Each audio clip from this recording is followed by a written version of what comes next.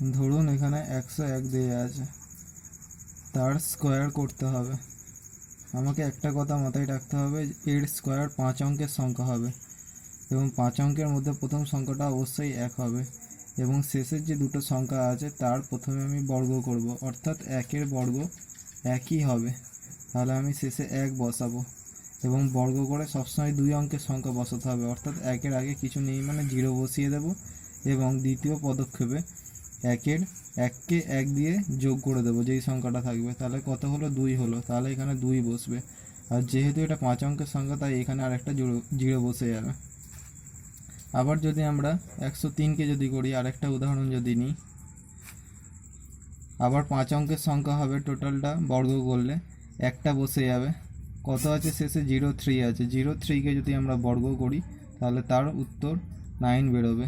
তাহলে এখানে 09 বসিয়ে দেবো এবং 3কে 3 দিয়ে যোগ করলে 6 হবে, তাহলে 06 বসিয়ে দেবো। এটাই হলো এর উত্তর। আবার যদি আমরা ধরুন একটু বড় সংখ্যা নিই, 112কে নিলাম, তাহলে আমরা স্কোয়ার করলে কি হবে দেখুন।